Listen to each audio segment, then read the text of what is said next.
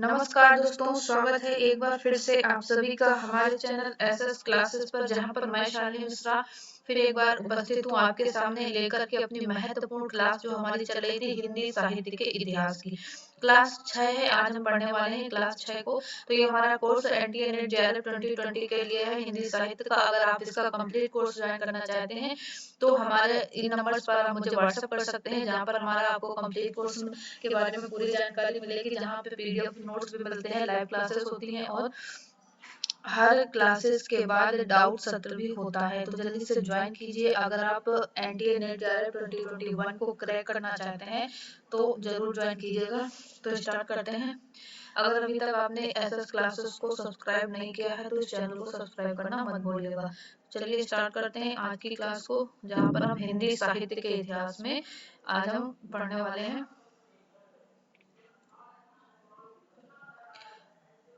श्रृंगार और वीर दर्पपूर्ण काव्य। ठीक है, श्रृंगार और वीर दर्पपूर्ण काव्य को पढ़ेंगे। तो चलिए देख लेते हैं जल्दी से। पिछली क्लास में हमने इसके पहले का जैन काव्य को पढ़ा था। ठीक है, हिंदी साहित्य का दूसरा इतिहास जो बच्चन सिंह द्वारा लिखित है, उसी पुस्तक को आधार बना के हम ये क्लास यहाँ पर ले रहे हैं। तो उस हिसाब से हम चलते हैं अपनी क्लास की तरफ, जहाँ पर हमारा इस अपभ्रंश काव्य के अंतर्गत हम तीसरे काव्य को पढ़ने वाले हैं, जो कि श्रृंगार और वीर दर्पपूर्ण काव्य हुए, जो जिसके अंतर्गत इन सारी चीजों को हम पढ़ेंगे आदिकाल में जो भी हैं। तो इसके इस श्रृंगार और वीर दर्पपूर्ण जो काव्य रचे गए, इसमें सबसे पहले नाम आता है इस शीर्षक के अंतर्गत हेमचंद्र का नाम। ठीक है, हेमचंद्र का जो समय था 1088 से 1097 ईस्वी के आसपास था, और ये जैन मुनि थे। जैन मुनियों में जो हेमचंद थे अपनी विद्या और पांडित्य के लिए अत्यंत विख्यात थे। ठीक है, विद्या और पांडित्य के लिए जैन मुनि विख्यात थे। गुजरात के सोलंकी राजा सिद्धराज जयसिंह के यहाँ उनका एक बहुत बड़ा सम्मान था।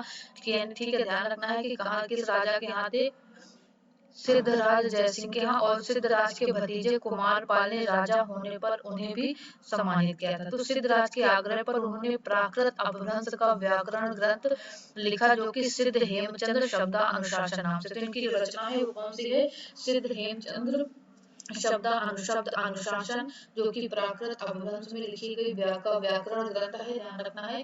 और ये इनको क्या कहा जाता है? प्राकृत के पाणिनि थे। ठीक है, इनको किसने प्राकृत का पाणिनि किसने कहा? डॉक्टर बच्चन सिंह ने। और ये व्याकरण के अतिरिक्त उन्होंने देसी नाम माला, कुमार पाल चरित आदि ग्रंथों पर रचना की। ठीक है, इनकी ये रचनाएं हैं तो कौन कौन सी हैं? देसी नाम माला, कुमार पाल चरित और ये हेमचंद्र शब्दानुशासन। ठीक है, आगे चलते हैं। तो सिद्ध हेम यानी सिद्ध हेम शब्दानुशासन जो इनकी महत्वपूर्ण रचना है, इसमें पता नहीं कहाँ कहाँ से मधुकोश एकत्र किया गया।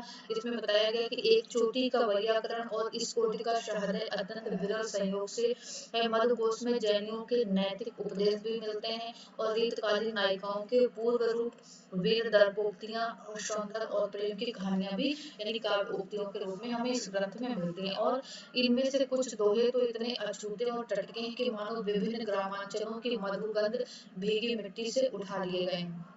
संभवतः ये दोहे तत्कालीन आभीरों और गुर्जरों के उन्मुक्त जीवन में रसे और बसे रहे होंगे, इसमें भ्रम नहीं होना चाहिए। ये दोहे लोक काव्य हैं। इन्हें कवियों ने अपनी अनुभूति और कल्पना के द्वारा समुचित शब्दों में विन्यस्त किया है। यानी कि इनका जो ग्रंथ है सिद्ध हेमचंद में इन्होंने बताया कि सौंदर्य और प्रेम की उक्तियां मिलती हैं, वीर दर्पोक्तियां भी देखने को मिलती हैं। ठीक है, नैतिक उपदेश भी देखने को मिलते हैं। तो कुछ उदाहरण इसमें दिया गया है। लिखते हैं कि श्री जरखंडी लोड़ी लड़ी गली मड़ियंडा बीस तो की गोठा कारवा मुदड्डे उठवइये, उसी सिद्ध हेमचंद अनुशासन की पंक्तियां हैं। तो यानी कहते हैं कि नायिका, इसका अर्थ है कि नायिका के सिर पर फटा पुराना वस्त्र है, गले में 10-20 गुड़ियों की माला है, नहीं है फिर भी मुग्धा नायिका का अप्रतिम सौंदर्य गोष्ठ के रसिकों को उठक बैठक कराता रहता है। इसी को कहते हैं अनअलंकृति पुनः कॉपी। ठीक है, तो ये उसके विषय में बताया गया उस रचना ग्रंथ के विषय में। तो इसका भी अर्थ यहाँ पर दिया गया है। प्रिया प्रिय से विलग है, किंतु एक बार प्रिय के मिल जाने पर वह अभूतपूर्व कार्य करना चाहती है। ठीक है, उसके बाद आगे चलते हैं। तो मेरु, तो अगले जो कवि हुए इसमें इनके तो उनमें उनकी बात करते हैं मेरु तुंग की बात। तो जो मेरु तुंग हुए उनकी बात यहाँ पर करते हैं थोड़ा सा कि मेरु तुंग जैन आचार्य ये भी थे, ठीक है। हेमचंद्र के बाद इनका नाम आता है मेरु तुंग का। इनका इनका रचना ग्रंथ है प्रबंध चिंतामणि, ठीक है। 1304 में इन्होंने लिखा इनका ग्रंथ प्रबंध चिंतामणि मेरु तुंग ने संस्कृत में लिखा था, ठीक है। किस भाषा में लिखा है प्रबंध चिंतामणि? संस्कृत में लिखा है। इसमें अनेक ऐतिहासिक कथा प्रसंग भी मिलते हैं, कथा प्रबंध मिलते हैं। सिद्धराज जयसिंह कुमारपाल आदि के इतिवृत्त इस तरह प्रस्तुत किए गए हैं कि उनके ऐतिहासिक पक्ष की रक्षा की गई है। और गुलेरी जी के मतानुसार हिंदू कवियों की अपेक्षा जैन कवि इतिहास रक्षा के प्रति अधिक सचेत हैं। तो प्रबंध में अपभ्रंश के जो दोहे उद्धृत किए गए वे दूसरों के बनाए हैं, ठीक है। इसमें यानी कि इसमें जो दोहे मिलते हैं गुलेरी जी कहते हैं कि हिंदू कवियों की अपेक्षा जैन कवि इतिहास रक्षा के प्रति अधिक सचेत दिखे। और कहते हैं प्रबंध में अपभ्रंश के जो दोहे उद्धृत किए गए वो दूसरों के बनाए हुए हैं। इनमें मुंज के दोहों का साहित्यिक महत्व सबसे अधिक है। तो इसी में मुंज के दोहे संकलित है, ठीक है। और मुंज धाराधिपति मालवा नरेश प्रसिद्ध भोज के चाचा थे। ये हमने शुक्ल जी की पुस्तक में पढ़ा भी था। ये वीर भी थे और रसिक भी थे। रसिक कुछ ज्यादा ही थे। अब वे अपने चहेती के पास जो 12 योजन दूर रहती थी ऊंट पर सवार होकर जाते थे, इतने वो रसिक हुआ करते थे। और उसी रात लौट भी आते थे। तो आप उनकी रसिकता का अंदाजा लगा सकते हैं। रसिकता का इससे बड़ा प्रमाण और क्या होगा कि एक बार उन्होंने तैलप नरेश पर चढ़ाई की, बंदी बना लिए गए। मुंज को लकड़ी के पिंजड़े में बंद कर दिया गया, पर इसके तो ऐसा आतिश है जो लगाए न लगे बुझाए न बुझे। वहां पे तैलप नरेश की अधेड़ बहन मृणावती से प्रेम कर उठे। उधर मुंज के समर्थक उन्हें छुड़ाने के लिए लंबी सुरंग खोद चुके थे। मुंज ने मृणालवती से अपने संग भाग चलने के लिए कहा, लेकिन मुंज युवक था और मृणालवती अधेड़वा उदास हो गई और उसकी उदासी का लक्ष्य करके मुंज कहता है कि मुंज भड़ा, यानी कि वही दोहे उसमें वर्णित है, ठीक है। तो ये मृणावती और बीते हुए यौवन का संताप कर न सका। इस शक्कर के सैकड़ों खंड कर दिए जाए तो भी वह मीठी ही रहती है। यानी उसकी उदासी का लक्ष्य करते हुए कहते हैं कि मुंज भड़ई मुड़ावड़ी जुव्वड़ मर न झूरी जय शक्कर सै खंड होए धीरे इस मेटेरियल कहते हैं कि मृणावती से वो कहता है कि बीते हुए यौवन का संताप मत करो। यदि शक्कर के सैकड़ों खंड भी कर दिए जाएं तो वो भी कैसी रहती है, वो मीठी ही रहती है। जीवन की सार्थकता का अर्थ समय समय पर बदलता रहता है। सामान्य जीवन की सार्थकता भी बताई गई कि 3 बातों पर निर्भर करती है। ये सब उसमें वर्णित है उसी मेरुदूत के प्रबंध चिंतामणि में कि युद्ध, तीव्रगामी घोड़े की सवारी और सुंदरियों का गाढ़ा लिंगन। यही यानी कि उस समय के जो जीवन था, सामान्य जीवन था, यही 3 बातें उनके लिए ज्यादा जरूरी होती थी कि युद्ध करना, घोड़े की सवारी करना और सुंदरियों का आलिंगन करना, ठीक है। ये मुंज के दोहों में वर्णित है। आगे चलते हैं कि मृणावती से प्रेम को इसमें दिखाया गया, तो ध्यान रखना है प्रबंध चिंतामणि की चुनाई में मृणावती के प्रेम को दिखाया गया है, मुंज के दोहों में वर्णित है। उसके बाद अगले कवि आते हैं अद्धयमाण, जिनका समय था 12वीं शताब्दी। अद्धयमाण मुल्तान का रहने वाला था, ठीक है। कहाँ का था? मुल्तान का, जो वर्तमान में पाकिस्तान। तो आगे कुछ लोगों ने अद्धय का अर्थ वयन जीव बताया। अद्धय का अर्थ होता है बताया कुछ लोगों ने वयन जीव। उसके विरह काव्य अदमन संदेश राशक के संस्कृत टीकाकारों का यही मत है कि इसका मतलब होता है क्या? वयन जीवी अध्याय का, ठीक है।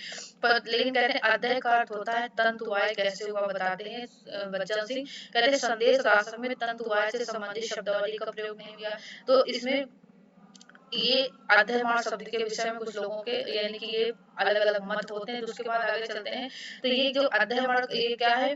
अध्ययमाण का जो ये ग्रंथ है वो कैसा है? एक दूत काव्य है। इसमें एक विरहिणी नायिका का एक पथिक से अपना विरह निवेदन इस प्रकार इस अभिप्राय से करती है कि वो उसका संदेश उसके प्रिय तक पहुंचा देगा। इसमें कथा वस्तु लगभग नहीं है, 3 प्रकरणों में बटा हुआ है। प्रथम में मंगलाचरण, कवि परिचय और आत्मनिवेदन और रचना का उद्देश्य वर्णन मिलता है। और जो दूसरा है उसमें विरह निवेदन यहाँ पर देखने को मिलता है, ठीक है। और तृतीय में खड वर्णन यानी खड ऋतुओं का वर्णन है और शास वर्णन संस्कृत की काव्य रूढ़ियों से भरा पड़ा है। तो ताजगी का अभाव मिलता है बच्चन सिंह के अनुसार, कहते हैं। और कहते हैं इस आधार पर देखा जाए तो इसका जो रचना काल है 11वीं सदी के आसपास समय इसका देखा जा सकता है, ठीक है। तो कहते हैं ये पहला धर्मेतर रास है। ये पहला धर्मेतर रास है जिसमें जैन मुनियों के रास काव्य मूलतः धार्मिक होने के कारण असाहित्यिक है। पर अध्ययमाण के संदेश रासक में इहलौकिक विरह निवेदन है और इसकी भाषा को लेकर पंडितों में मतभेद है।